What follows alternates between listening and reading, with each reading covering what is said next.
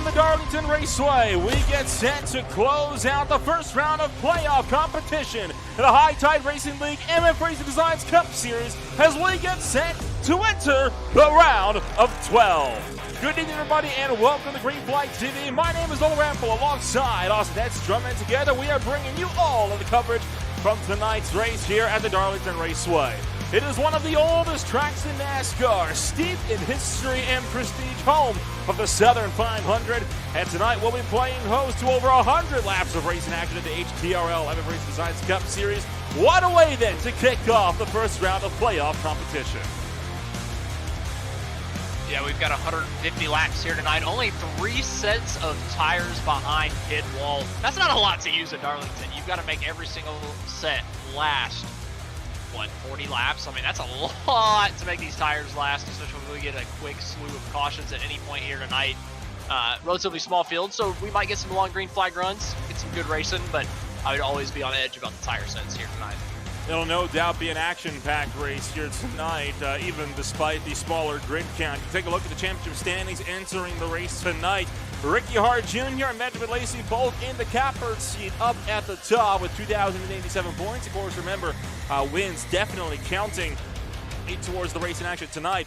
You look further down, though. Austin McGill, Ty Marasco, Cody Welch, and Eddie Hagge all were not present at the Circuit of the Americas race just 1 week ago. They now sit 18 all the way down to 22 points out of the playoff standings. Effectively, any one of the drivers down lower, they need to try to get a win if they want to lock themselves into the round of 12 tonight. Well, didn't Austin McGill actually won last week, so I believe that he is locked into the next round. So he should be well above all these guys, and Connor Gibson should be right below the cut line there. That would, in that case, put Dalton Kilrow 5 points above that cut line as well. So for Connor Gibson, it's a critical night. Marasco, Welch, and Hagge still in that must-win scenario, especially with there only being 14 cars on the racetrack here tonight. Now, critically, Cody Welch and Eddie Hagge both not present at the racetrack tonight. Eddie Hagge, I believe, is out for a concussion, as you had mentioned just before tonight. And then, of course, Cody Welch down and out of the fight for reasons unknown, but not on the racetrack. We know that for a fact. And in fact, I'm not seeing Ty Marasco up and about either, so it's looking like Connor Gibson might get that free pass into the next round with no competition. Well, he's still just under the cut line because McGill has locked himself in, so it's going to be tough. He's got to beat out Dalton Kilrow, it looks like, who is right above him in the point standings. He's currently 5 points behind the 41, as the 41's kind of laying down his qualifying lap right now, right at the end of qualifying. As the day kind of transitions tonight, maybe he gets a little bit colder track temp than some of these other guys. 30 seconds left to go in this qualifying session. Dalton Kilrow will be pulling down into pit road at the end of his qualifying effort. He will be sitting 8th place on the boards, and he will be the last car to put down in qualifying effort as well. Scott Schuer is making a return back to the series, as well as Alonso Chicano, a name that we haven't seen around as of late. Can't wait to see what both of those drivers will bring to the table. David Leakey, the only other driver not to put down a qualifying lap here tonight. But with all of that said and done, qualifying is effectively wrapped up over here from the Darlington Raceway, so we are ready to see how everything's going to line on up as we'll get set to go racing for what should be a very exciting round of racing action for race number 13 here tonight. Starting on the pole, you've got Ricky Hart Jr. alongside Nick Nickerson making his return from early in the season, only off by 12th thou on the front row. Michael Thorpe Jr. is down in 3rd, Sean Britt is in 4th, Benjamin Lacey in 5th, Tony Hilbrands is 6th, Jason Greenwell, Dalton Kilrow round out the top half of the field, Austin. Paul Wilson's going to be starting in 9th place with Kevin Foster on his outside in 10th. Jonathan Canfield's going to start 11th with Scott Schuer in 12th. David Leakey and Alonso Chicano are going to round out our 14-car field on the back row. You definitely tell Jonathan Canfield not having the best of a qualifying lap. He was 4/10 of a second off of Kevin Foster's time. Foster through Hart only separated by 3/10 of a second. So it is still a very competitive field, and I'm curious to see what the pace of Schuer, Leakey, and Chicano will be like, as they'll be looking to start this race from the tail end of the field, if not from pit road. Otherwise, we've got just about everybody who's gridded up and ready to go. We're waiting on Tony Hilbrands and Chicano himself. Not sure if Chicano will take to the grid. I know Hilbrands starting right in the mid-pack, that black 92 car, one that we are still Still waiting on to see if he'll be able to grid on up and join us with a star, but at the moment, we've got 13 gridded up, and it looks like Chicano will miss the call. We're down to 13 cars on the racetrack. We'll see if Chicano will start this race from pit road or if he's going to be a no-show all night. Yeah, you had mentioned that the qualifying was pretty close between everybody, within 0.3 of a second. And it is, so that could lead to a close race. But also, you got to think the short run speed and the one-lap qualifying pace especially really does not mean anything relative to race pace at Darlington. I mean, this track eats up tires like crazy. We've got a long race here tonight where you've got to really stretch these tires out because we don't have many tire sets. So I really just think it's about tire preservation and really making that long run count. So everybody that qualified really fast, I mean, good job to them. That means they can qualify quick, but you got to be able to race quick here, and that's over the course of 40, 50 laps. It's a chilly track surface as well, down to 78 degrees Fahrenheit. It's been a couple weeks where we've had some really cold track temps in races all throughout here on Green Flag TV. Even the Auto Club Speedway, a track in Western and Southern California, it was down to just under 70 degrees Fahrenheit for the TNGGIL Super Speedway Blitz. So we'll see what all this is going to mean as drivers like Hart and Nickerson will start to work their way up and around the turn numbers 3 and 4. We're happy that you're joining us here on a Monday night, as after a long Thanksgiving break all across all of the series, Green Flag TV is back in action as we'll enter the restart zone. We're underway in South Carolina.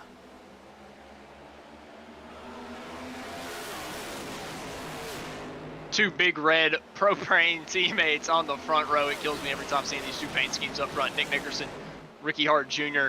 Ricky Hart Jr., multiple time winner this year, leading the way off of turn number 2, winning the pole, getting off of turn 2 really well in front of his teammate, who's under a little bit of pressure by Michael Thorpe Jr. in a new paint scheme this week in that 34 machine on the inside of 3 and 4, on the inside of Nick Nickerson coming off. Gets a pretty good run there on the bottom of the racetrack. Seems to be a lot of grip there on the bottom of 3 and 4. You can kind of make that lane work, but obviously the outside gets a pretty good run. It's all about getting your nose ahead before you get to 1. Got to claim that corner early. Nick Nickerson able to do that over Michael Thorpe Jr. this time around. Oh, but Nickerson gets loose off it 2. That might give an opportunity to Thorpe Jr. entering 3. And he was not the only one, as Jason Greenwell kicked the back end out as well, running down the back straightaway. It was Ricky Hart Jr. who led the way to close out lap number 1 from the Darlington Raceway. And he's already walking out a pretty sizable gap as well, up to 0.6 of a second already by the time we hit turn number 1 on just the 3rd lap of this race. So Hart has the short run speed. We'll see if he can pull that together for the long run pace as well. Battle for 3rd is still on between Michael Thorpe Jr. as well as Sean Britt. We've also got battles further down the field as there you see Paul Wilson trying to look to the inside of Greenwell, muscles the 83 car up the track.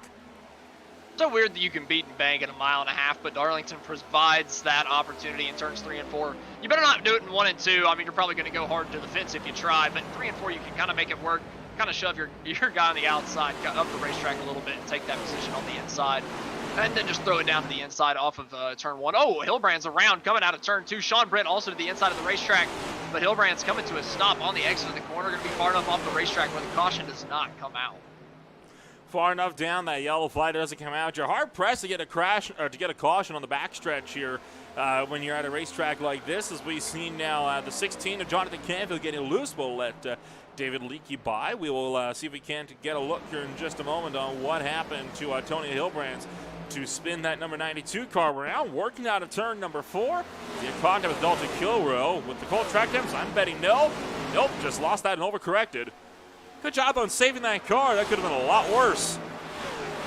Yeah, maybe trying to pinch it a little low coming off the corner, and I don't know. It's a tough one to say. You can just tell that he got a little twitchy coming off it too, and once you're twitching in the next gen, especially at Darlington, it's going to be something to save. Honestly, he did a great job just keeping that thing out of the fence and not destroying that pretty machine. So good job to Hilbrands for not wrecking that thing and keeping it in the race and not using that fast repair yet.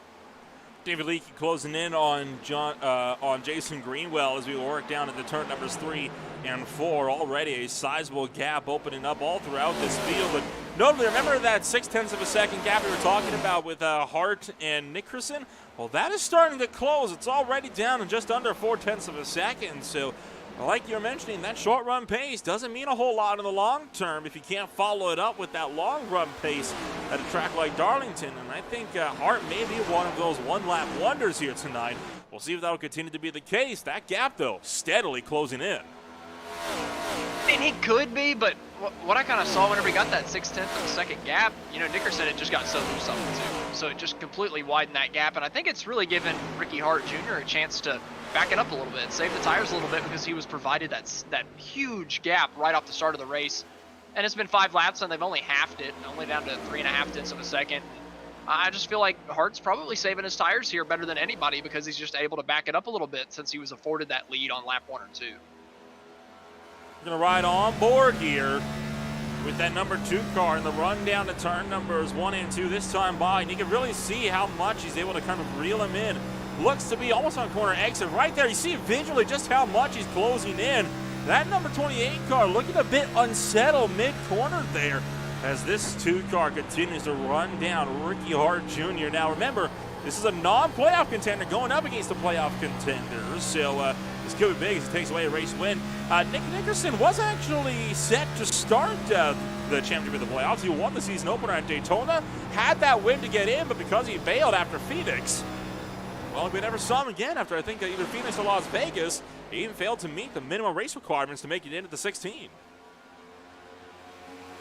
Yeah, unfortunate not just to start enough races there in the regular season, but you know, you're fast enough to compete, but unfortunately not able to be here for much of the year so far. But we see Greenwell get loose off of turn 2, lose a position to the 8 of Kevin Foster. But I mean, yeah, it's unfortunate for Nickerson, but he laid his own bed. But he's shown he's fast all year and still coming in here and been able to compete with his teammate there in front of him. Just kind of show that, hey, man, I've got the speed. I'm right here. And he is right there. I mean, he is all over the back bumper of his teammate.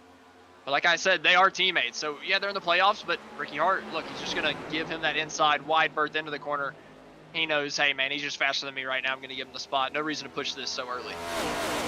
That's back to minute the clutches of Michael Thorpe Jr. now. We'll see if Thorpe will try to make a similar attack here as we continue to steadily work our way up and around through the medium banks of 1 and 2 to the Bowman backstretch once more as Hart and Thorpe, 2 drivers that have come to blows a few times this season. We'll see if it'll lead to yet another round here at Darlington.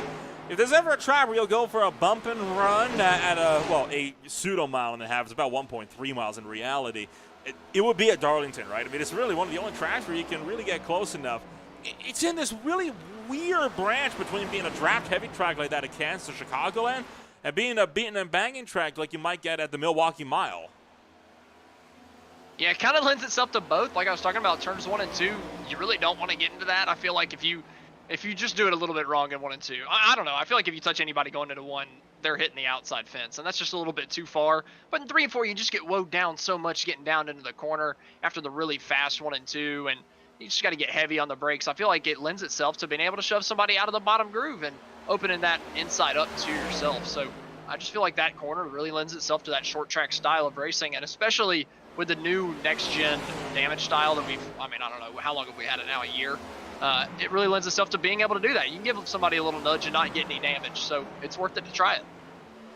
Checking in on the battle here for the 4th position between Sean Britt, Dalton Kilroe, and Benjamin Lacey, a trio that'll be getting a bit close as Kilroe almost loses the back end coming off of turn 4.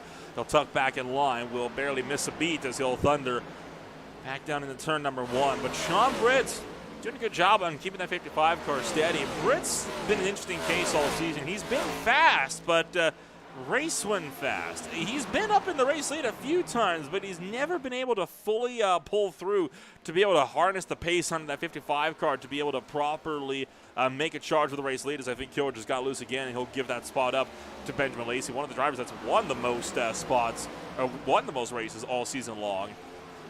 But I think Sean Britt's proven that he at least has the pace to make it into the round of 8, if not the championship 4.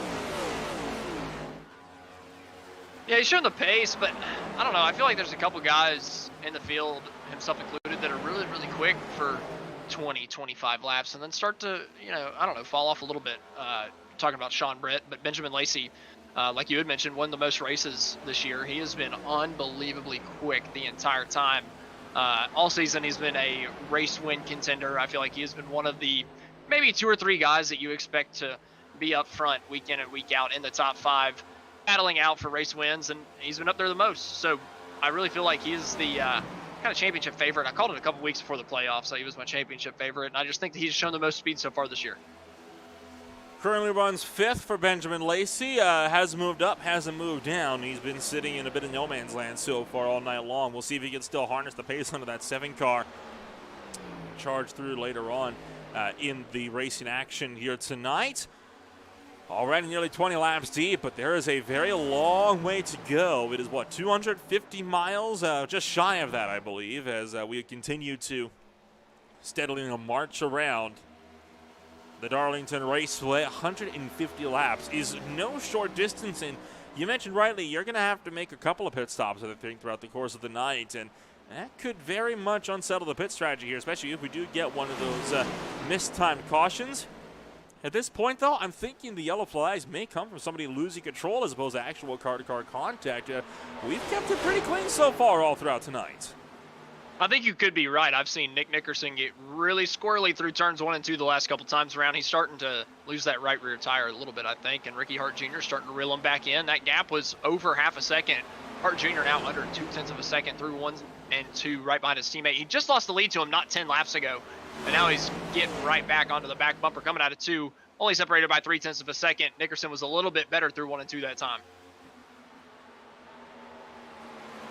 Time continues on as that 2 car continues to maintain his lead for the time being. Hart running down to that number 2 spot. We'll see what the gap is this time by at the stripe and what the delta was on their lap times. Looking like a bit of a loss. 10th and a half that time by for Ricky Hart Jr. So the pace always ebbs and flows at a racetrack like this. It's never stationary for long, and that's what makes it so unique to kind of watch a race like this, right? It's all about momentum at Darlington, and you often see a lot of drivers taking a diamonding line. They'll hit the first apex, push wide almost out to the wall before cutting back in to nail the exit out of these corners as well.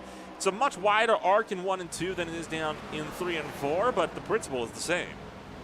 Yeah, the gaps widen between these cars and shrink so quickly because it's a racetrack where you make mistakes. I mean, this is oh my goodness, right as I say that, Ricky Hart Jr. into the outside wall coming out of turn 2. No help whatsoever. Talking about a mistake. This is a racetrack where you find the limit way too quickly, and the limit finds you. I mean, it is unbelievable. Ricky Hart in the slow-mo coming off of 2, Ouch. just slams it the right rear quarter panel hard into the outside wall. These are tough vehicles, but that's still going to end up being some damage there for the 28.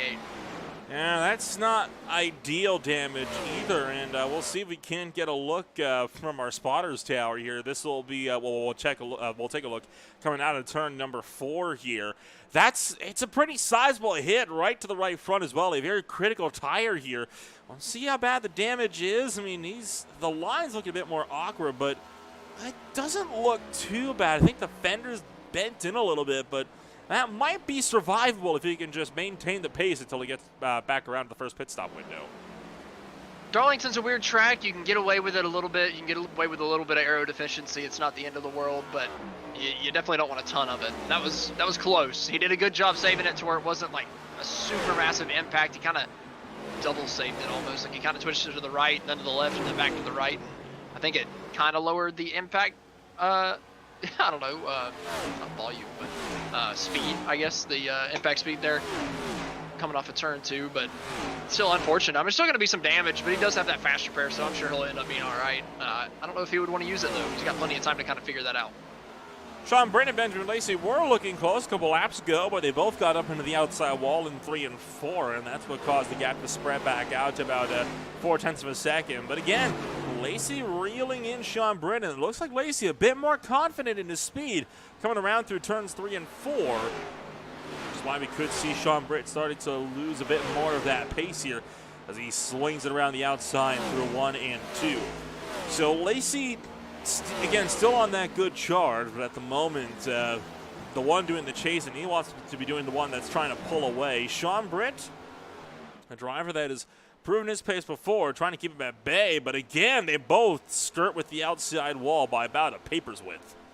I want to say Sean Britt got into it a little bit, but he turned it off the wall pretty quickly, was not, having any of that sucker business. I mean, I swear you just barely touch the wall and it sucks you in. You can't get off of it, but he did a really good job getting off of it right off the bat. Pretty good line there through 1 and 2 also, but Benjamin Lacey kind of running them down. Lacey's been just as quick as our race leader. That's not too surprising. You know, you get to the long run. Lacey been one of the fastest guys all year, and at one of the most, I would say, drivers racetracks that we go to at Darlington. The drivers come out, and I think that Benjamin Lacey now running down the race leader. I mean, he's stuck in dirty air, and he picked up a 10th through the last set of corners over Nick Nickerson. So Benjamin Lacey, he's got the speed, and that gap is not insurmountable. We still have so long to go. We could get a caution before the end of this thing, so watch out for Lacey by the end of it. Well, I mean, dirty air is not the only thing holding him up. He's got a whole car in front of him that's holding him up as well at this point in time. I think it's pretty clear that Lacey is the quicker of these two, and that's what's maybe costing Sean Britt some of these mistakes here. The fact that Lacey is piling on that pressure, trying to continue to reel this gap in, but Britt's not one to yield, and he's been doing a pretty fine job on keeping that car very steady where it's at and in the race, in the lead of this battle for fourth. They are separated by, what, 0.2 of a second right now. All it's going to take is one slip up, though, from Britt, and Lacey's just going to go screaming past. And Lacey can't afford to wait around forever because the longer he's stuck behind Sean Britt, the less chance he might have to run down that number 2 car later on down the line. Still look to the inside. Britt lifts early, lets him have the momentum down into turn 1. Yeah, even with them nose to tail there, they were still both catching the race leader, but Lacey was able to get a better run off at 3 and 4 on Sean Britt. Able to put that 7 machine to the inside and overtake him. Good move there from Lacey. In the early going, not even, what, a third of the way through this thing, only 30 laps in of the 150. Lacey moving his way up the field, up to 4th place, and running down the race leader. I mean, he has cut that gap even with making that move.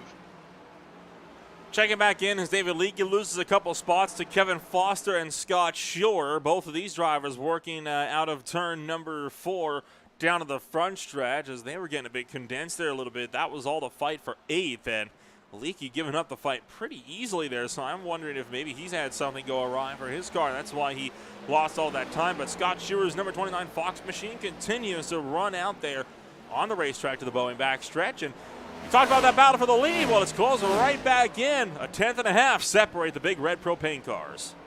Yeah, Nickerson is struggling. That's not a propane car, I just realized. Thorpe Jr. right behind him, but hey, the other propane car is coming too. Hart Jr. was a 1.8 seconds back. He's only 1.3, but now Thorpe Jr. to the inside of our race leader, Nick Nickerson, the 34, looks to the inside through 3 and 4, washes up the racetrack just a little bit, gives that driver of the 2 machines some room on the outside, the Ford on the outside, Chevy on the inside. Oh, Nickerson gets loose coming out of turn number 4. That's going to allow Thorpe Jr. through to the inside and to the race lead, the driver of the 34. Talk about snap reflexes right there for the driver of that number 2 car. We'll take a look back, and this was working through turn numbers 3 and 4. Hang on. Stamps on the pedal. Right there. Almost as he got some arrow push there as the back of that car just started to swing around. He wasn't even full throttle. That tells me he got a bit of a punch to the door from the air there off of that number 34 car. Very well could have, and also just coming out of 4 here at Darlington, this thing can just get crazy loose on you coming out. I mean, you're side by side out of nowhere, right? Nick Nickerson's been running single file this whole time. It's not had a challenge on the oldest tires you've been on all night. And coming out of 4, all of a sudden you're side by side, neck and neck for the race lead, and you've just got to drive it a little bit harder. And subconsciously you do just a little bit, and I think that he just overstepped that boundary a little bit on the outside and got the outside, the right rear tire just a little bit too heated up on the outside, slipped it just a tiny amount, and it allowed Michael Thorpe Jr. through to the race lead. Nick Nickerson starting to fall off a little bit, already half a second back. Benjamin Lacey also gets around Ricky Hart Jr. for the number 3 spot, so Lacey onto the podium and continuing his charge. I tell you what, you mentioned that he was running down the leaders behind Sean Britt, and Britt's still closing in on the leaders as well, but ever since then, Britt's only closing half a second. Lacey, make that now 2 seconds total. So Lacey definitely right now the fastest car on the racetrack, and he is really starting to hound that number 2 big red propane machine. So I can tell you right now, Lacey could very well be a favorite for the win here before we even hit lap 50. Yeah, Benjamin Lacey is absolutely flying. I'd be interested to see, though, do we see some differing pit strategies? Do we see some people just kind of mix it up a little bit, right? Do we just split it 50-50? Split it at lap 50, lap 100, 2 sets of tires. You still have 1 more in the pits if a late caution comes out. Or do you just run it all the way out? How late can you make this fuel run? Can you make it 70 laps and maybe even push that 75 mark and cut this down to a 1 pit stop race? And even if you can, which one's going to be faster? So we could see some pit strategy come into play here. And does it happen before Benjamin Lacey can take the lead? He's still got 13 laps to do it. and he's cut down that gap really, really quickly. So he might be in the lead before the strategy even comes to play. Nickerson into the outside wall off of turn 2, and that will allow Lacey to the inside, sweeps through, picks off second. Now no one stands with himself, and Michael Thorpe Jr. with that race lead. The gap continuing to close more and more, and we'll watch that gap as it continues to close as well. Meanwhile, Greenwell fires around the outside of David Leakey entering turn 3. Yeah, Greenwell able to make that stick as Leakey pits. That is way earlier than I expected. I didn't expect anybody to pit, before lap 40, but David Leakey having to come down a little bit earlier. Maybe just kind of making the undercut work. Maybe he gets a lucky caution at some point, the way the tire sets work out. Maybe he can make this work, but definitely an earlier pit stop than I would have expected. Is that some damage on the right front potential that I see? I don't think so, but, well, what's your assessment on that? I don't think we have a good angle to really probably get a look at that. I don't think I see any. I think he's all right.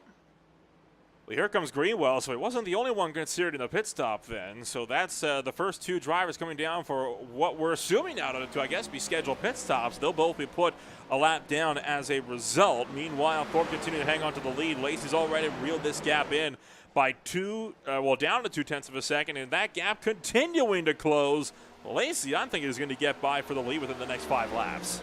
Yeah, Lacey's just been unbelievably quick this entire second half of this run, just running down the race leaders from 4 seconds back.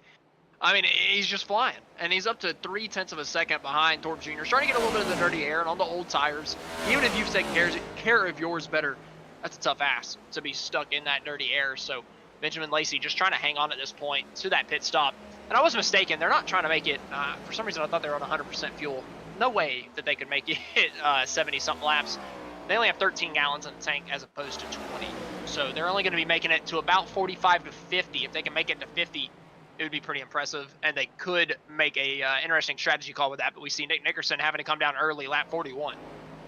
And the number 2 car going to be the next driver to bail out from this leading pack. Everybody else trying to just scramble and see what they're able to push out towards that race lead. 4 tires and fuel so far has been the call from everybody, as Paul Wilson will be the next driver to pull down and into the lane. Still tracking our top 2, seeing when they're going to make their charge down into the lane for their first round of pit stops. And notably, Greenwell and Leakey both down by 2 laps as opposed to 1. Now, I don't think they're going to find themselves being just a full lap down, but they're going to be pretty close to it because they were already only, 5, maybe 8 seconds off from being put a lap down in the first place. That's why they're so far down right now, as the 2 and the 86 are both also into the lane. Yeah, but those new tires are going to give them a little bit of speed over the race leaders here for these next couple of laps. So after the leaders pit, they'll probably have a good 10, 15-second gap on the race leaders, if I had to bet, but then they're going to get swarmed up really, really quick. They're going to be way slower the entire run, but yeah, they're definitely just way behind because this pit road is just so long and slow. I mean, you got to get it down to like 45, 50 miles an hour, and it is a long, long pit lane, so you just lose so much time. That's why we see Leakey and Greenwell way back 2+ laps right now. Thorpe and Lacey will continue to do battle for the race lead as Paul Wilson leaves pit road right in front of them, but they're not going to have to worry about overtaking them, as you're going to see right there the difference between fresh tires and old tires as Wilson rockets away into the distance. Oh boy, I think a bit of a bobble there for Thorpe. Lets Lacey to the inside. This could be the move for the lead. Down in the turn 1, not able to get the nose in there. Thorpe swooped down to cut him off. So important to hold this until the pit stop. If you get into the pit sequence in the lead, you kind of dictate the race, you're dictating the strategy. Super important here for Thorpe Jr. to hold on to this lead until the pit cycle. Even if you lose it through the pit cycle, it's okay. You've kind of dictated the strategy from that point on. He's just really got to hold it until they got to come down pit road, which should be in the next 5 laps. Or what happens if he gets passed by Lacey and he immediately heads down the pit road and catches Lacey out. Then all of a sudden, Thorpe's got fresher tires and he can potentially retake the lead on the exit of pit road. So if you're going to go to a battle like this, either one of these drivers could be the control of the strategy. If he can make it on one more stop on fuel, as soon as he gets past, absolutely. He should come down pit road and undercut him once that happens. But I don't know if they can make it on fuel yet on one more stop. I think they've got to get this thing all the way to 50 if they want to make it on one stop. seen a lot of drivers come down, which implies this is going to be at least a 3-stop for a good chunk of these drivers. As pit stops began as early as lap 37, a good 10 laps ago. Right now, this battle for the top 2 remains the only fight you got on the racetrack. That's, oh, trouble! Paul Wilson hard into the inside wall coming off of turn number 2. That left front is demolished. And that's a Darlington stripe on the wrong side of the car. Meanwhile, Lacey to the inside of Thorpe. And we got a lap car on new tires that's going to throw a wrench in this battle for the race lead as well. Leakey's going to go to the outside of Benjamin Lacey here on the outside of 1 and 2. Going to absolutely fly by him, and Thorpe Jr. is going to be able to easily gap Benjamin Lacey now. That really allowed Thorpe Jr. up to the race lead, but now he's going to come down pit road. He just called out he's pitting coming off of 2. This is a little early. I feel like he's got to stretch this thing as long as possible, but this is probably not long enough. Michael Thorpe Jr. is into pit road. Benjamin Lacey stays out for one more. Tony Hilbrands is in as well, as is Sean Britt, as is Scott Schuer. So 4 more cars in a pit road. We'll see if we can get a look at what happened to Paul Wilson once the pit stops are fully complete and everything has been sorted. And we're going to throw up a graphic I love so much. It'll be Thorpe versus Lacey when we're working our way around through pit road. And you see Thorpe in the green, Lacey in the gray as they work around turns 3 and 4. Yeah, Lacey on the bottom of 3 and 4 here, lap 49 coming down pit road. So this is going to work out really good. Getting the 1 lap undercut here for Thorpe Jr. as Benjamin Lacey is now on pit road. Thorpe Jr. just now taking those right side tires. Just tells you how long. I mean, Benjamin Lacey got all the way around the racetrack, got on to pit road at pit road speed before Thorpe Jr. even started taking right side tires. That is how long this pit road is, how long it takes to get down, but now Lacey's having to figure that out the hard way. Coming all the way down is now Thorpe Jr. Gets to go pedal to the metal, 5th gear, off of turn number 2. Gonna watch that green dot come around, see how much time he can make up. Probably overtake that gray dot, but then Lacey's gonna have the newer tires and have a little bit better fuel mileage. Dalton Kilrow into the pits as well. We know for a fact Thorpe's going to overtake Kilrow at the very least. Now remember, Thorpe is no longer in the race lead because drivers like Nick Nickerson, they've already come down to pit road and they're way out in front, but they're on much older tires as well. That's going to be the deciding factor. So Thorpe trying to best Lacey out of pit road, but Lacey, I think, may have gotten out first. And in fact, he has. Lacey was a 10th short in the box. Not going to matter. There was the 7 car down on the bottom. Thorpe clear out of turn number 2, but only just. Yeah, but he's got a lap older tires now than Benjamin Lacey for the rest of the run. And I think that we could see him pull away from Lacey a little bit at the beginning.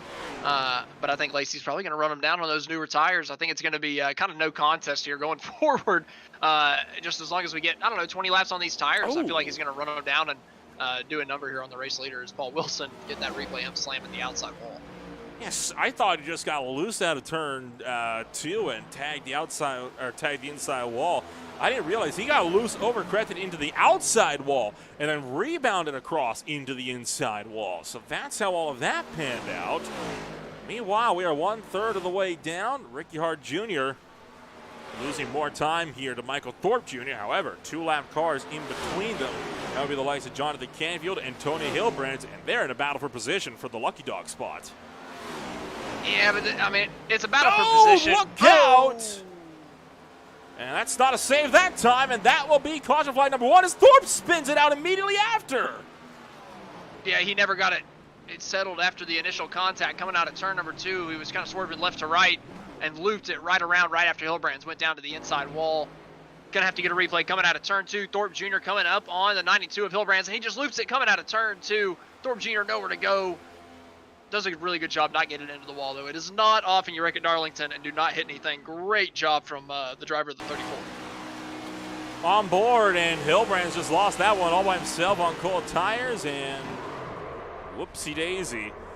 Hilbrands was really lucky to save it the first time he got sideways off of turn number 2, and I think some help there from the 34 ensured that was not going to be a secondary save. As here comes Nickerson, Hart, Lacey, Britt. Now remember, they've already been out for a good, 10 to 15 laps. So for them, it is worth it to come down for fresh tires. Not so much for Thorpe. Well, maybe for Thorpe, actually. Remember, he did just pit, but no. With all that damage, he is continuing to stay out. Yeah, but Benjamin Lacey did pit. But the thing is, you've only got that 1 extra tire set, right? So all these guys are using it right now. If this thing runs green to the end, they look like heroes. They look like legends. They're going to easily beat these guys that stayed out. But if there's a caution at the end of this race, or anywhere towards the end, everybody else is going to be able to come in, get 4 fresh tires that stayed out on the racetrack. So I think that's what Thorpe Jr. is thinking right now. Strategy game is in full swing as everybody behind Michael Thorpe Jr. and Scott Schuer are into the pits. Scott, the only driver to stay out. Thorpe and Scott out on almost 10 lap old tires. We're going to take a step back. You're watching the High Tide Racing League Amateur Racing Designs Cup Series on Green Flag TV. Racing isn't easy, but experiencing it is.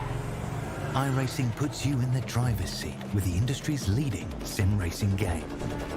Drive on laser scan replicas of the greatest racing circuits from around the world. Go head-to-head against other drivers chosen by skill-based matchmaking to ensure competitive racing at every level. Compete across all your favorite series. In officially licensed cars, engineered to deliver the most accurate driving experience possible.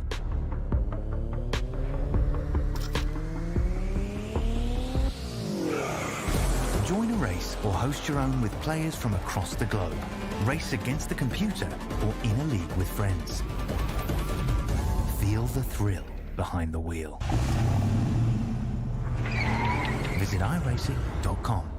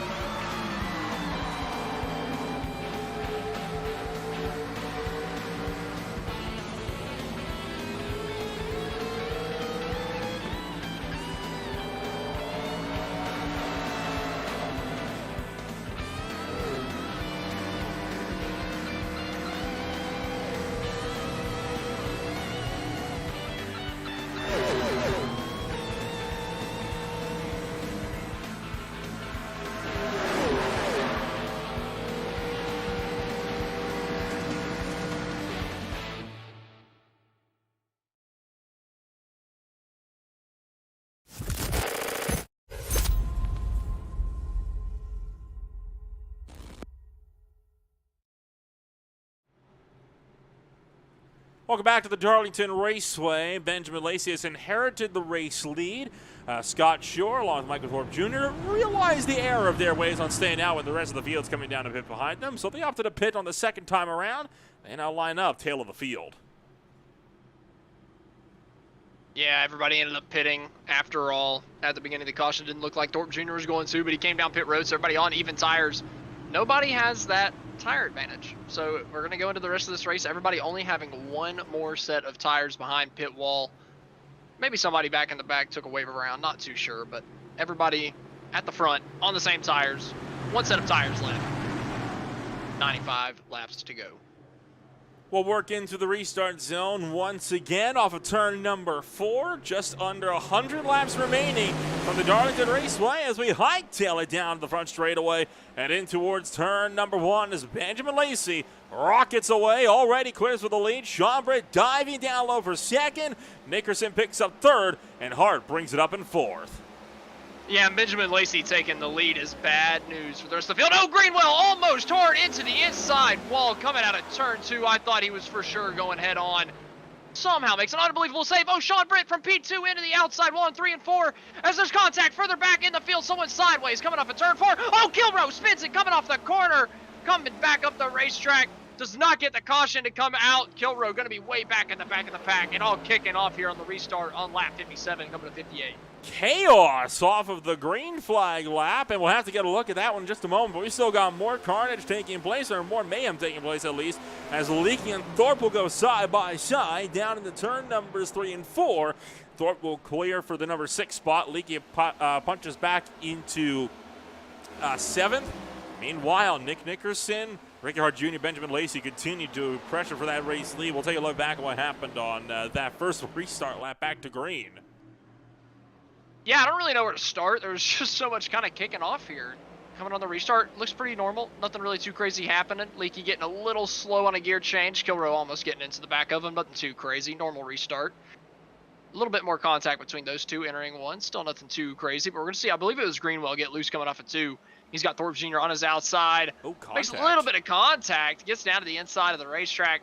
Able to keep it off everybody. Does a really good job. But then there was more contact behind Kilrow, and then Kilrow spun in front. I really could not quite tell what happened to Kilrow, but coming off of 4, he just got loose, and then there was more contact with Leaky, and he gets sent around. Again, though, everybody's doing a good job of not hitting the wall. I don't know how they're spinning coming out of these corners and not clobbering the inside wall. And just a moment ago, the number 28 car took the race lead on lap number 60, and here's how it happened. Down the point backstretch, got the run. Down in the turn, numbers 3 and 4, licked the step and center. Said bye-bye to Benjamin Lacey. We'll see if Lacey can re-establish himself. Remember, he was doing a lot of tire saving in that first run of this race. That's why he had so much pace towards the end of that run. Now, though, he's got to do the chasing as Nick Nickerson is back into the lead. Yeah, but you got to remember, he had dropped 4 seconds off the race lead and was able to run it all the way back down and take it with, I don't know, what, 10 laps? Or just about take it with 10 laps to go left in it. And the guy that he was battling isn't even up here right now. It wasn't Nick Nickerson that he was battling. It was Michael Thorpe Jr. who made that mistake. So Benjamin Lacey's sitting really pretty here in P2 right now. I think he's got the best tire saving ability in the field. At least he showed it on that first run. So I'm looking at Benjamin Lacey to kind of come back through at some point. So, oh, whoa, okay, we've had big trouble in the background. David Leakey got punted into the wall, but then blinked out of existence, so I'm thinking he probably disconnected from the session before that could force a yellow flag, but Leakey made some heavy contact with the wall. You saw all the smoke, and the car flashed in existence with that nose pointed at an almost 90-degree angle, but with him down and out, what actually happened will remain a mystery as Sean Britt looks at the inside of Kevin Foster, and he'll take that Apex Sim Racing 55 right through and in towards the number 4 spot now. Yeah, Kevin Foster having to give up that position, but right now Big Red's got 3 drivers in the top 5. Nick Nickerson in P1, Ricky Hart Jr. in 3rd, and Foster in 5th. Really good showing from these guys tonight. I know that Wilson had a problem earlier, their other teammate, but 3 running in the top 5, including 2 playoff drivers. Really, really good showing for that team here tonight. Kevin Foster among the grouping here that's trying to hang on to a top 5 against a charging Michael Thorpe Jr. We'll see if he can continue to hang on. Thorpe looking for the inside. The Uno machine has got to run, and he's going to take that one through. Michael Thorpe Jr. is into 5th, bumping Foster out from the top 5. So Thorpe is in, Foster is out from that top 5 position. And at the moment, it's looking fairly cut and dry as it is. And at the moment, I'm not seeing anybody that's outside of the cut spots making it into the round of 12. Yeah, nothing really. I'm pretty sure none of them are here, are they? What was it? Who was it that got bumped below the cut line that needed to beat Kilrow by 5? That'd be our good friend, Connor Gibson, who is not here. Well, then yeah. I think that the round of 12 might be settled. It's not too uncommon, in fact, to see the round of 16 be a fairly cut and dry event, right? I mean, usually that's when the field counts tend to taper off. We saw the same thing in a few different series, most notably the Speed Cup series, in which case it was really only until about the round of 8 that we actually saw some proper eliminations. But yeah, the round of 16 was mostly busy work. Looks like it's the same story here in HTRL. The round of 8, once he starts to eliminate down to below 10 drivers, that's when it's going to get real interesting for the points, because at that point, you're still having most of the playoff field making regular appearances, and that's where we could really see the tables upended. Oh, heads up as Greenwell getting a bit loose coming off of turn 4. Yeah, the round of 8 is so dangerous because, I mean, it's typically the guys that have been running 1st through 8th, 1st through 10th all year. So these guys have been up towards the front of the field, and every position matters at that point so much. There's no field spread really between the top guys, so once we get down to that round of 8, it just means so much more, and you can really, like you said, get those kind of proper eliminations as we see Kilrow make that move on Schuer to the inside through 1 and 2, just about gets in the back of the 83 of Greenwell, able to keep it off, coming off of turn number, turn number 4, they're coming off it right now to the start-finish line. But Kilrow takes that place from Schuer, now he's hunting down that 83. The round of 12 is going to be most curious because you've got Homestead, then Iowa, then Talladega as Kilrow immediately punts down Jason Greenwell down into the 9th spot. Scott Sherrill will walk by as well. I think Greenwell may have gotten a bit loose, but you're ending the round of 12 with a super speedway race. It's always a choice. And you know it's going to be chaos. I love it. I love the scheduling team. Doesn't make sense in real life because, you know, people could, you know, die if it goes too bad. But, you know, in here. I mean, to be fair, isn't that every race, though? You're right, but I feel like there's definitely a higher chance. But, hey, we got a race for the lead. Benjamin Lacey, I'm telling you, he saves the tires just better than everybody else. Looking to the inside of Nick Nickerson, able to take the lead before they even get to the corner. Move the driver of the 7 up to the P1 position. Nick Nickerson tries to fight back on the inside, not quite able to get the run, though. Coming off of turn number 2, Lacey's going to be able to hold on to that lead. I feel like Nick there backed out a little bit down towards turn number 1. That's something that a lot of drivers do, right? I mean, remember, this racetrack, when you get to the transition there, it is 2 lanes wide, max. I mean, you consider the line you have to take to be fast, it's about a lane and a half. There's no room for 2 cars to go side by side. So this is one of the few tracks where you will see a lot of drivers back off far more willingly into these corners. And that banking is what makes this track so unique, right? It is the narrowest banking you have on the entire schedule. Even Bristol's banking is wider than this. The reason why it's like that, though, it wasn't meant to even be raced on. It was initially you were meant to race on the flat stuff below the banking. The banking was only there when this track was first made to act as an extra safety net to stop cars when they started spinning out towards the wall so they wouldn't just go smashing right through the guardrail. And then racers, well, it took them 30 seconds to realize, hey, we go really fast on this banking. Let's just race there from here on out. Accidentally makes one of the best racetracks in the Southeast. Unbelievable. But I love it. It's an amazing racetrack. It just leads to so many, I mean, we talked about it earlier, mistakes. I mean, just the mistakes can be huge here. Drivers actually make errors. I feel like you don't see it on any of the other 1.5 miles. Nowhere to a mile and a third. It's a little weird shaped, but Brian Dees would like to differ. It's just so much different. You talking about Pocono? I am indeed. Oh, poor Brian Dees, man. He didn't even come up tonight. He was thinking about it, I guess, too much. I know, by the way, we've gotten some news on what happened to David Leakey. It turns out he did not Alt F4 because of the crash. He didn't have a choice in Alt F4. Oh, trouble! Nick Nickerson around hard into the inside wall. I don't think that'll be a caution. But right at halfway, one of the big pace setters is into the wall. It's the mistakes, man. This track just comes out and bites you. And it's just without warning. You feel like you're doing so good. You're just running in 2nd place. Yeah, you just lost the lead, but life's fine. Everything's going all right. Just going to run these tires out another 25 laps. And no, we're losing off a turn 4 hard into the inside wall, losing tons of positions. I clipped the wall, too, with the back end. That's what really caused that. At that point, you just got to let the wall do its work and let it catch your race car. As much as it sucks, you know, you kind of lose in that position. You just kind of take your medicine. Well, you try pulling it off the wall, it's just way tougher, and you can hit that inside wall a lot harder. Well, it's that panic reaction, right? I mean, you don't. That's hindsight 2020. It's not something you're thinking of all that much. It's why oftentimes when you get even into drag racing events, right? I mean, I saw earlier this year. I'm going to borrow something from a local store at the track. We had a driver that was capable. Only had a car that went about 150 miles an hour, but he went almost full speed into the sand trap and obliterated his car. Now, by NHRA regulations, he had a parachute on the car, but he's never had to use it before. But he just panicked when the brakes failed on the car. Like we're talking brake pedal straight to the floor. Absolutely nothing was stopping that car. He forgot he had a parachute because he's never ever had to use it. It's Holy those cow. panic reactions, right? When you're not used to doing something like that, that second nature doesn't kick in. I mean, it's definitely understandable. I'm not like calling him out saying that's an unforgivable mistake, but yeah, I mean, I get it. It's in the heat of the moment. It's definitely hindsight 2020, but it's one of those you wish you had back. You're like, man, if the wall would have suckered me in, if I would have been just a little bit higher up the racetrack. Okay, I just touched the outside wall and we keep going.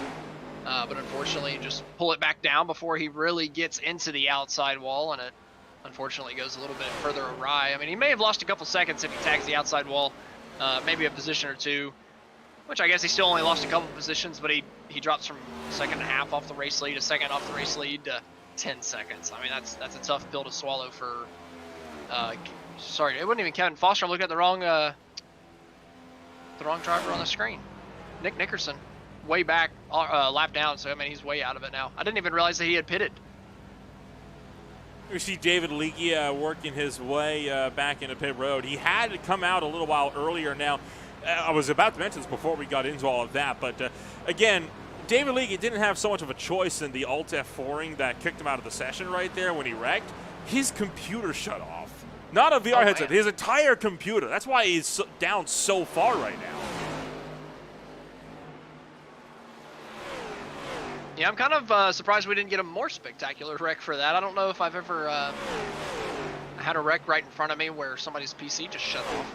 I think credits to the guys that were behind him going into turn 3 that kept it out of them, because I felt like that could have been a lot bigger going into the corner and somebody's PC shutting off and turning them hard into the outside wall. But looking now at the battle for 5th place, Kevin Foster holds it right now over Paul Wilson and Dalton Kilroe.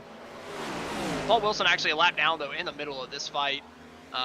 Kilroe trying to get around the lap car right now, but Wilson trying to do his job and get up to Hillbrandt's, trying to make himself the first car 1 lap down.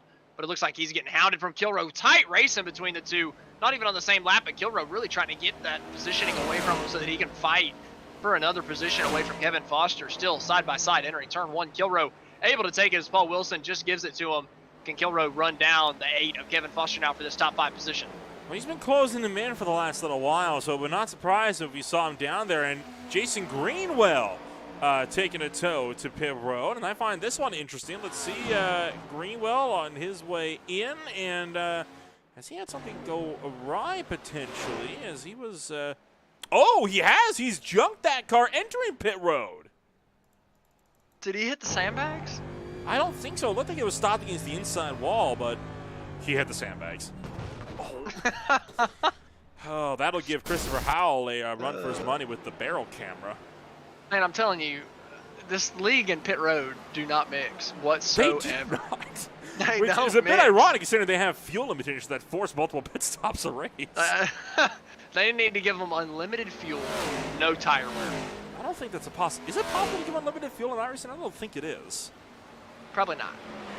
You just put I'm gonna try that. I'm gonna try to give myself a fuel of 200% and see if it doubles my fuel tank size. If it does, that is both a massive oversight and one that I am fully going to exploit at some point down the line. Because they simulate the weight and everything, I feel like it would just be too much. I feel like it's just completely impossible to do that. Like, I don't think they allow it. Yeah, they'd have to have a limit. Kind of like how you can't. Imagine setting it to infinity and it being like, well, how much does this freaking car weigh? Well, I was going to say, I mean, what we should do is we should, you know, the ultra grippy grass that we have now? Yep. We should take these, heads up, we should take these stock cars, right? Put on a 500% engine power increase so we get 10,000 horsepower, and boom, we can simulate NHRA grass drag racing events. Perfect. Holy. I see no problem with this. Can you do that? No. Of course not. I didn't know if you were some like professional level hacker. I talk I didn't know if you had about been hiding about this. I talk about cars going around racetracks. What makes me think I would know a lot about coding here? Hey man, people can have secrets, and you're just like, wait a minute, you can do what? Who knows? My secret is I claim to be a car guy, yet I drive a Corolla from 2004. All right, Secret Agent Nolan on the call here tonight. That car's unpleasant when I have to park it in the sun at the drag strip for 12 hours a day in the summer. Your undercover vehicle. You see, now you're complaining about the undercover vehicle. Unbelievable. I'm complaining about the undercover vehicle because it never gets to be under any cover. Okay. That was clever. I got to give it to you. See, I got some jokes. I got some jokes in here. Not many, but I have some. Benjamin Lacey continuing to pull away in that battle for the lead. 1.9 seconds ahead now of Michael Thorpe Jr. Ricky Hart Jr. runs down in third, 5.8 seconds down. At the moment, closest grouping for position would be Lacey, Kilroe, Foster, and Shore, all separated by 1.3 and 1.5 seconds. Well, Lacey just stuffed it in the fence through 3 and 4. Lost about, I want to say Lacey lost about 3 or 4 tenths of a second, but no damage. Just kind of scrubbed it, held onto the wall a little bit. No real damage. Now he's pulling back away from Thorpe Jr. So Ultimately, I think it's no harm, no foul, just a little bit of wall contact. If this was the old damage model, he would have been crying himself to sleep tonight because he would be, I don't know, a tenth or two off the pace. But luckily for him tonight, in the new damage model, no harm, no foul. I'm sorry. That delivery was just flawless. Hey man, I remember crying myself to sleep whenever I would get 12.5 seconds of damage and would be off the pace. I remember somebody in the LTAC All-Stream Media Cup series. It was back in Season 4, though. They got a meatball, were forced to come to pit road. 1 second of total damages. And it was a meatball flag. See, that would just have me so furious. We don't even know what he hit. That's the funny thing. So the thing is, if something on your car breaks the rules of the series or whatever, then it'll meatball you. So You're not wrong. Say you have to have both your mirrors attached, and maybe one of your mirrors got detached, so they had to go tape a new one on there, and it took a second. That's what they had to do. Does iRacing penalize you or give you a meatball for having a mirror knocked off of your car? Well, I was just giving an example. Oh, I don't fair know. enough. Because I don't think any series has any hard rules, but you have to have mirrors on your car. At least not that I'm aware of. I know a lot of series do because it's common sense to have a mirror on your car, but I don't think there's a lot of series where it's like a hard and fast rule. I don't think there would be an iRacing just because you have the virtual mirrors, but just to give an example, I do think there's like some safety features that are supposed to be on the car in a certain way. Like a hood flap on a NASCAR car.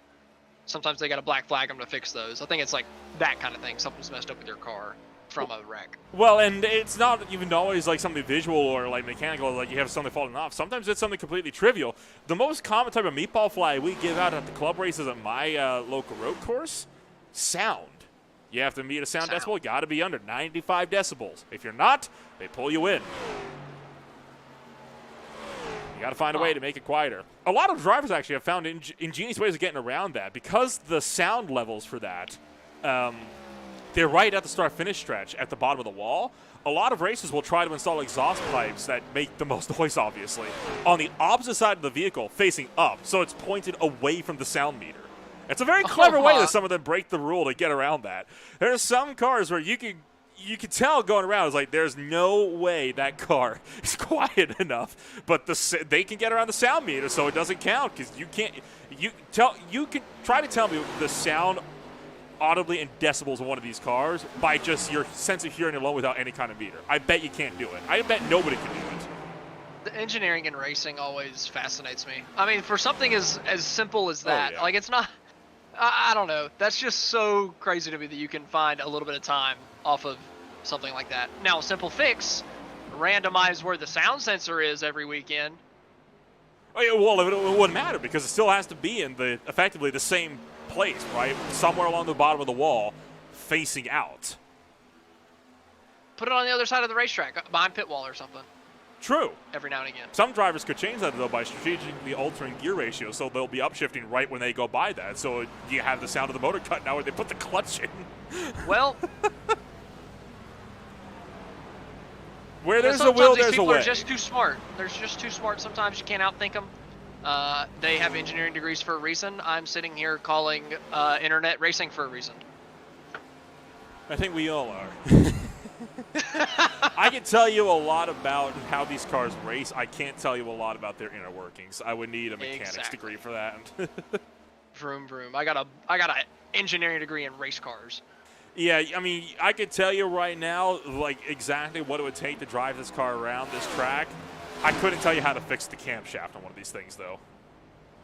Yeah, if you put me in the race car, I can tell you how it feels. I can tell you what's wrong with it. I couldn't tell you what to fix. I couldn't say, hey, put half a pound in the right rear.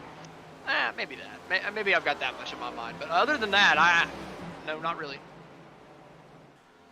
Coming up to 50 laps to go, and we are still only have ourselves with one yellow flag on the afternoon. Our second round of pit stops should be coming up in short order here. We saw the pit what around the lap 40 to 50 mark last time by. We had that caution come out at about 54. I'm thinking within the next 10 laps or so here. Yeah, for sure. I think they're going to cut this thing right in half. I think you know, Lacey's got the lead by a substantial gap. So what I feel like he's going to do is he's going to wait until Thorpe pits. Maybe he waits 1 lap. Maybe he waits 2. He's got a big enough gap he can maybe make 2 work. And then he's going to come down pit road just to make sure he has the fresher tires until the end of the race. I feel like that's Lacey's best strategy, and he's kind of earned that for being out front and having this big lead. So I think we're going to see Lacey being one of the last ones to come down pit road. Well, speaking of coming down pit road, Paul Willis will be the first driver to come down for a scheduled pit stop, and this will be his last one of the afternoon. Meanwhile, Kevin Foster and Scott Schuer, we've been watching them for a little while in their battle for the 6th position on the racetrack, and it doesn't look like either of them are coming in this time by, but we're seeing pit stops kicking off right around that 50 laps to go mark, so I'd say right on cue. Yep, those green flag pit stops are right around the corner. Benjamin Lacey still eking out that lead a little bit, up to 2.7. Coming out of turn number 4 right now, taking lap 101 at the line. Right now we're looking at Foster, though, defending from Schuer. Closest battle on the racetrack, that battle for P6. Foster has kind of fallen off the heels of Dalton Kilroe ever since Kilroe got past for that 5th place position. Kilroe's kind of dropped him by about 4 seconds and into the clutches of Scott Schuer. This is the round of 12. Maybe Kevin Foster will be sweating bullets a little bit if this was the cutoff race there, but with this being the round of 16 and we're just kind of getting through business, Foster probably okay with losing this position. Not the end of the world. Not going to fall out of the top 12 in points here tonight. Probably safely into the next round. Good season for Kevin Foster. Got a race win this year. Looking here to round out the round of 16 with a good top 10 finish. Well, it was like we were talking about at COTA not last week, 2 weeks ago, right? You don't have to be in the points lead. You just have to be better than everybody that's under that cut line, which right now, it's not a high bar to be, considering that everybody that needed to be here to break through that cut line isn't present. So it makes it pretty easy to figure out who's going to end up being where. As Ricky Hart Jr. will be the next driver to come down into pit road. Pitting from 3rd was the driver, the number 28, so we'll see what this will mean for our podium battles here. He's going to be able to take some of that pace now and try to reel him in. Scott Schuer is also inventing the battle between Foster, trying to undercut that number 8 car to see if he can break up into the top 5, and all this with under 50 laps to go. Yeah, the round of 16s can be a little processional, I suppose, on iRacing, for sure. But that's kind of what we're seeing tonight. We kind of know who's going through to the next round, but still got a good race on our hands with Benjamin Lacey. I think we're about to see that strategy come into play. Thorpe Jr.'s finally come down pit road. I think we're going to see Lacey within the next lap or 2. If I had to bet, I don't think he's going to give that lead up to Thorpe Jr., but it looks like he's actually slowing down in 3 and 4 right now, so he's just going to give that 1 lap. Oh, Lacey's spinning it, coming off of pit road, coming onto 3. Out of 3 onto pit road, he's sideways, stuck sideways on the entrance of pit road. The race leader had this thing locked up and has lost it.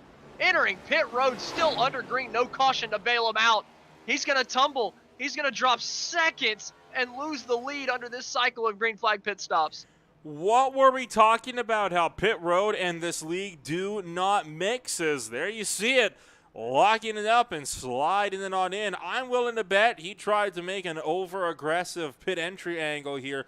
We'll take a look with this one as, oh yeah, he's entering from way too high.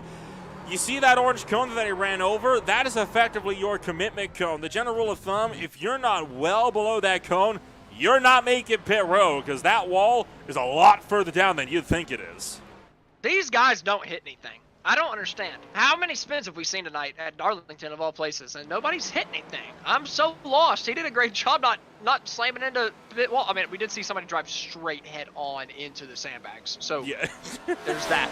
But still, great job for most of these guys not hitting the wall. Still tough break from Lacey, and he's still stuck in pit lane. I think he's got a penalty on top of it. He probably does. I do believe if you miss that cone, that's also a penalty for an unsafe pit entry, because it is a de facto iRacing commitment cone. And sure enough, that's what finds him now stuck in pit road. And he's still in the car, but he's going to be waiting for a while here. That's a 1-lap stop and hold, effectively eliminating the favorite to win the race tonight out of competition. Yep, he said it over voice chat. He got a unsafe pit entry. So that'll do it. Benjamin Lacey out of the running. And this thing just got blown wide open. I thought this was the Benjamin Lacey show, but now Thorpe Jr., we've got a mixed bag of strategies, people pitting on different laps. Thorpe Jr. has inherited the race lead over Ricky Hart Jr., over Sean Britt. 5.8 second gap to Ricky Hart Jr. I'm going to do some information digging and see what lap all these guys pitted on, just to kind of get an idea of who should be running who down. Well, I can tell you right now, because we can pull that up on our timing screens about just when That's what I like to hear. Last came down. Take a look. That is including the pit stops that were just made.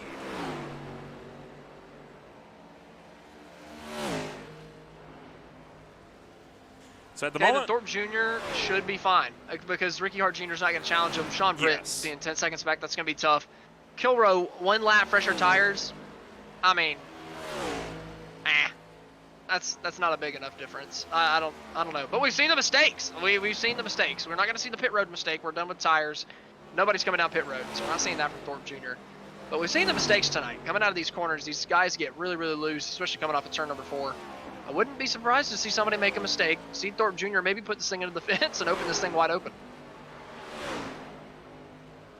well, we are continuing to close on in towards the checkered flag of racing action here tonight for the Darlington Raceway. Michael Thorpe Jr. has the race lead. We're coming up to 41 laps to go. We're to take a step back. You won't miss a moment as we go side by side on Great Flag TV.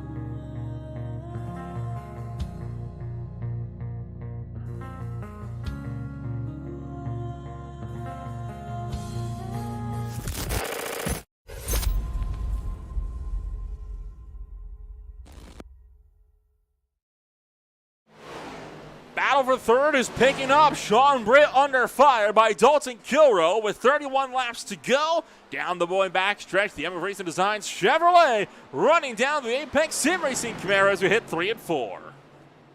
Yeah, not too surprising. Kilroy's got that 1 lap advantage on the tires over Sean Britt, able to run him down. And the real test is, can he get past Sean Britt, and then can he run down Ricky Hart? He's got 2 lap fresher tires than Hart Jr., but he can't wear him out too much fighting Sean Britt. Only 30 laps to go.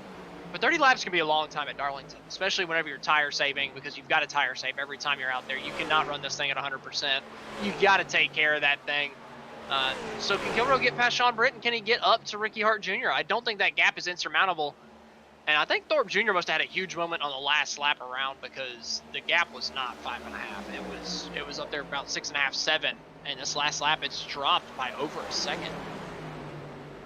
Now that gap is falling pretty heavily here, and now Sean Britt's really got his hands full. Whoa, and he's loose out of turn number 2, and that will let Kilrow right through as the 41 car shoots up into third. Bumps Sean Britt down to the number 4 spot.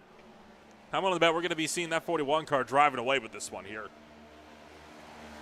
Thorpe Jr. is struggling big time, and I'm trying to figure out what's going on. He has dropped off on lap time massively over Ricky Hart Jr., and he's got a lap fresher tires. He shouldn't be struggling so much, but he's dropped off 2 seconds over the last couple laps. You wonder if it is potentially those tires. Maybe he was pushing a bit too hard, trying to close down drivers like Ricky Hart Jr. and Michael Thorpe Jr., and that's why we see Britt slipping back so far as he is. That would explain a little bit as to why he is down so far, but not looking like that's going to end up being the case, as he's going to continue to fall further and further back. So the Apex Sim Racing driver looking like he might have a heck of a fight ahead of him, because you can still see him trying to break up this pack here. So, trying to break that back end loose. We'll see how that's going to pan out. Thorpe still has the lead, and I still don't see him losing that lead anytime soon, even if he has been starting to lose some of that time. And you can see, yeah, 8 tenths, 6 tenths, 9 tenths, but overall, the last lap by, only 2 tenths gained. If he can keep that at about 2 tenths gained from here to the end, he's got this one in the bag. I think that he was clutching in 3 and 4 for a couple laps. I don't know if he's saving for a potential green-white checker. Maybe that's what he was doing and why he was losing so much time, but it's the only thing I can think of, because I ended up getting on board with him the lap after, and he clutched it a little bit, but it wasn't too much. But that's the lap he was only 0.2 of a second slower. So I imagine he was just doing that a lot harder, and now he's picked up the pace, able to actually gap Hart Jr. by a little over a 1/10.5 there. So I don't know, just weird little games there by Thorpe Jr., just saving a little bit. Like I said, I guess he's just saving for the potential of a green-white checkered. And quite possibly, that's one of the only things that I could think of about why he'd be saving that much. But I mean, coasting that heavily over the course of 3-4 laps, it's not going to get you nearly enough to make a green-white checker. That'll get you maybe half a lap, if that. Maybe, but I mean, maybe that's all you need. And I get it. He's got the lead. He's got the tire advantage. So as soon as he's kind of got 100% again, he's just kind of pulled away from Ricky Hart Jr. So it's not like he's under threat. It's something he can afford to do. So I get why he's doing it. I'm just a little surprised of I don't know. I don't know. He's got the lead. He can do it. I'm surprised that he's close enough to where he would need to do that, though. You still see Paul Wilson trying to make up some ground as, there's been a smash somewhere. I'm willing to bet it was one of the couple cars we have at pit road just having their motor expire. If you ever take the tow down to pit road and you just leave the car, right, that car stays running. It doesn't turn off, and eventually it gets hotter and hotter and hotter because there's no airflow going through that radiator. And eventually the water temp gets too high and the motor expires. I think that's what we just saw down in the pits. I feel like if you get a tow, it should automatically turn the car off. Well, I mean, it might not even be getting a tow, right? I mean, it's the same story if you go into pit road and you just leave the car while it's running. I mean, I guess that's fair. I don't know. I just feel like it's kind of lame if you just leave your car and it just blows up after a while. To be fair, it takes a while for that to happen, and we're talking, many, many minutes. So if you've left the car so long to the point where your motor expires, you're probably not coming back, and Nick Kirsten is among those. He is I think his was the car that just expired, and he has 37 laps down. He's been in the pits for almost 20 minutes now. Yeah, that's fair. That's a long period of time. But still, you think it would automatically turn it off. If I get out of my car in real life, I'm turning it off. You know. It doesn't do it automatically though. Yeah, but I don't have a fair. Well, I mean, to be fair, it does if you leave the motor running. It'll turn off automatically eventually. I guess it would do the same thing, right? I wonder what would happen first. You run out of fuel, you run out of battery, you run out of, or your engine overheats. I guess it would depend on what the car is, because remember, these cars, they burn a lot hotter than your traditional road-going car does. Yeah, I feel like a real road car would probably just run out of gas, right? That sounds like a great experiment that somebody that is not poor like me should try. Austin, why don't you take a shot at it? I'm also poor. Yeah, well, we'll ask DJ on Saturdays if he can do it. We'll see what he says.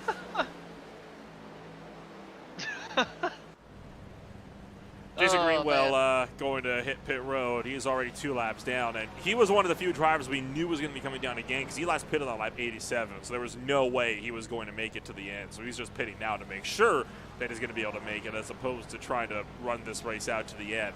But that's going to effectively eliminate him from any chance on getting back onto the lead lap because he would need to have, what, about 5-6 cautions, and that's, I don't even think there's physically enough time for that to happen anymore.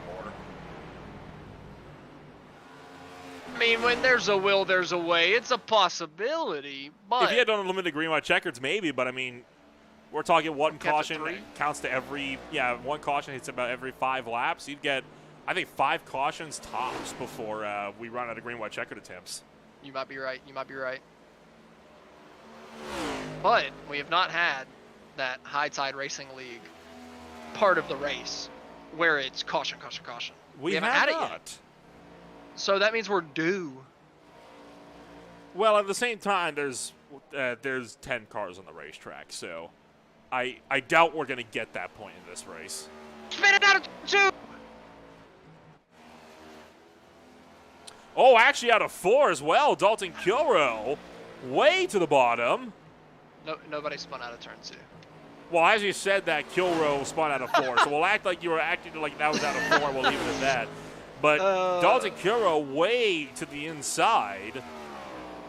And we'll see if we can bat that up to get a look at what happened here. I think this is a lap earlier, so we'll shove this thing forward a bit, and we'll see how this one pans out as the 41 car swings through turn 2. It's all fine here, and we'll work into 3 and 4 and see if we get any hits. Out of 4, right there. Right off the banking, and again, a great job to hang on to that 41 car. I was just really trying to will that caution into existence. Was there even anybody in turn 2 when you called that? I have no idea. I only said turn 2 because your camera was on 4, so I was like, if I said 4, then it wouldn't work, you know. Well, I mean, it almost worked. Almost. Hey, I mean, look, that was almost witchcraft right there, right? I mean, I almost called that too, like, really, really quick. That would have been next level. But it wasn't. Instead, we just have 14 laps to go, and Thorpe Jr. still has a less than 3-second lead. That gap is still closing. I don't know if Thorpe is still just saving. I feel like with the tire advantage, he should be fine on Hart, but Hart's still reeling in that gap, lap after lap, cutting into it. So kind of making it interesting at the end because I'm a little shocked. I feel like Thorpe should have a little bit more in the tank, but every time they go down into the corner, Hart is cutting into that lead. Next week, we swing back to Homestead Miami Speedway in Florida, where we will kick off the round of 12. From there, we move up to Iowa, to the fields of corn for the Iowa Speedway. And then we'll close things out down in Alabama at the Talladega Super Speedway. And then after that, it is a 2-week break because I know a lot of leagues, they try to have as few bye weeks as possible, right? But when your race days quite literally fall on Christmas Day and New Year's Day back-to-back, there's not a whole lot of options you can do at that point. So a 2-week break before we'll kick off the round of 8. So it'll be an extended vacation for these guys over the course of the winter months over here. I know this Friday as well, the LTAC Ultra Media Cup Series after they too were off. for Thanksgiving week. They'll be back in action as they'll make their run to Talladega in Alabama for race number 9. And then the TNGGIL Super Speedway Blitz will have their third race on Saturday. Mike Braun and I will be with you then at the Atlanta Motor Speedway, the new Atlanta Motor Speedway. They were at the old Atlanta for their actual season this past year down in Georgia, so I'm curious to see how they'll act on the new newly paved surface as well.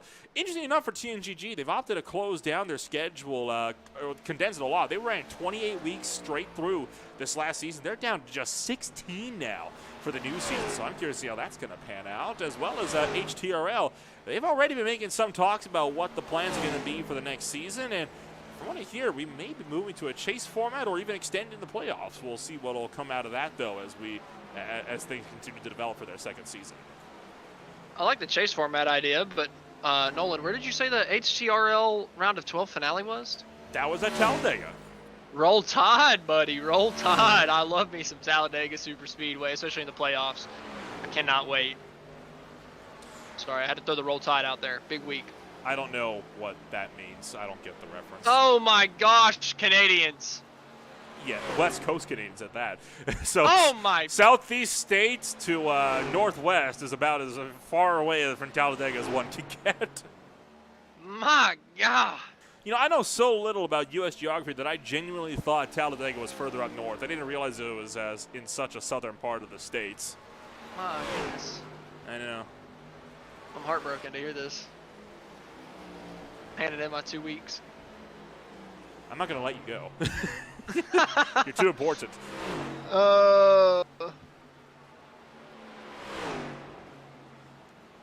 You'll have to fill me in on the reference of that one once we finish racing action here tonight. Sorry, I'm mind blown. I can't believe I've said Roll Tide to somebody and he doesn't know what it means. No, I have no idea.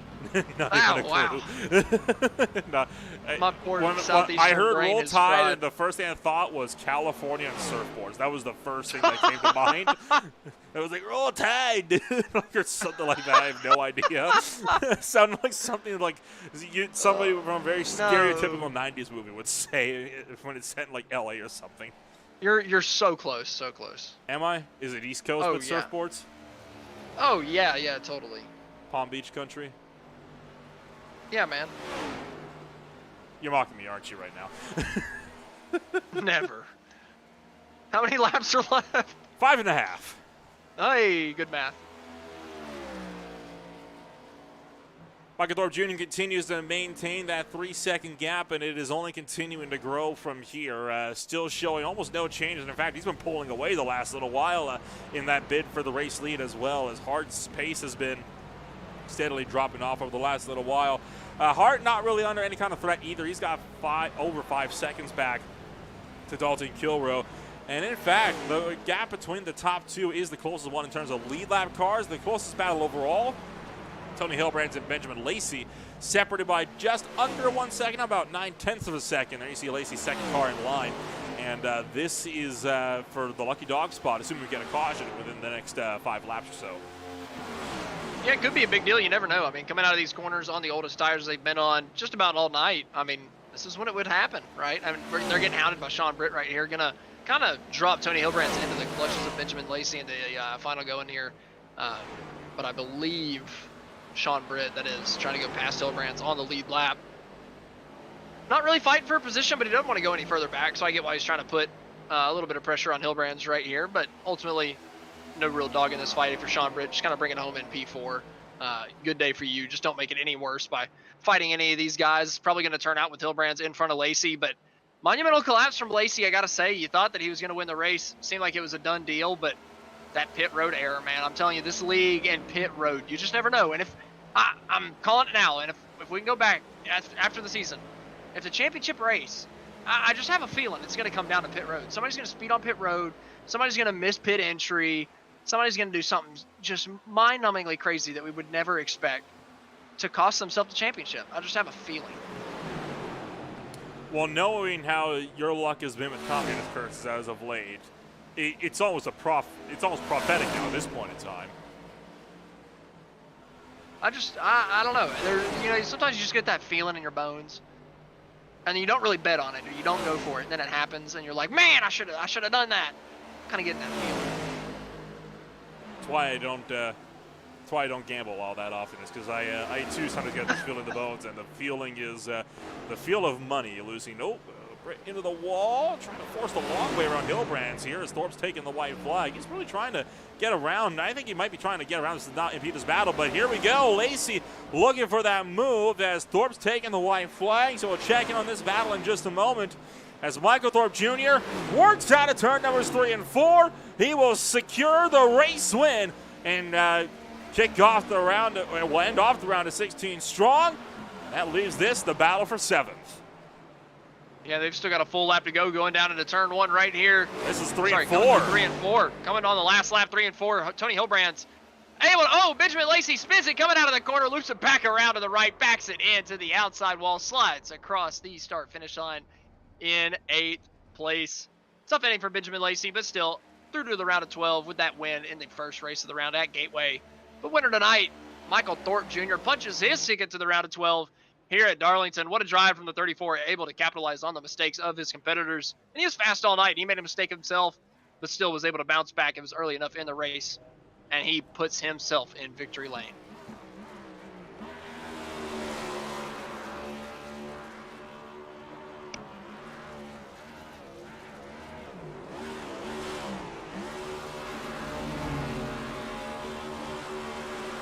Michael Thorpe Jr. burns it down on the front straightaway in style, taking his first win of the season here tonight for the Darlington Raceway, and in very commanding fashion as well. So as he will continue to celebrate, we'll talk to him in just a moment. But for now, we got your podium results up and ready as everything will come to a close after a wild, wild night here in South Carolina. Michael Thorpe Jr., race winner at the end of the night. Ricky Hart Jr. down in 2nd. Dalton Kilrow brings it home in 3rd. Sean Britt 4th. Kevin Foster 5th. Scott Drew was in 6th. And Tony Hilbrands, the first car, finishing this race 1 lap down. Benjamin Lacey brings it home 8th. Paul Wilson 9th. Jason Greenwell 10th. Nick Nickerson brings it home 11th with Jonathan Canfield in 12th. David Leakey in 13th. And Alonso Chicano did not make the grid tonight. It's a 14th place finish. And all of that will take us now down and into the closing stages of tonight's coverage. And we'll, of course, get the chance to talk to everybody at the end of a pretty wild night of racing, all things considered. And, of course, for none other than Michael Thorpe Jr., he is the driver that is able to come home and end things off strong in his bid to go for a strong position here into the High Tide Racing League MF Racing Designs playoffs as he takes his first win on the season and in commanding fashion as well. Michael Thorpe Jr. joins us up now in the broadcast booth. And, well, Michael, it was a strong, strong drive. And after that mistake from Benjamin Lacey knocks him out of the lead, you had it on easy street tonight. It's far from easy. I was fuel saving that whole last stint. It was crazy.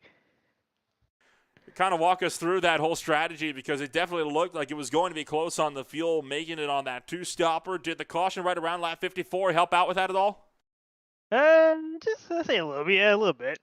It helped out a little bit, but I guarantee. I was kind of mad about the situation with the 92. Cause it was nowhere to go, but it is what it is. Came back and got the W. Looking forward now to the round of 12. Obviously, you got your first win here tonight. Next week, though, we swing out to Homestead Miami Speedway. What are you going to have to do to try to go back-to-back to kick off round number 12 with a secure position into the round of 8? Lots and lots of practicing. Very good strategy. Practice always makes perfect. We'll wish you the best of luck when we go racing back in Palm Beach country. For now, congratulations on the strong race win in South Carolina. Thanks, guys.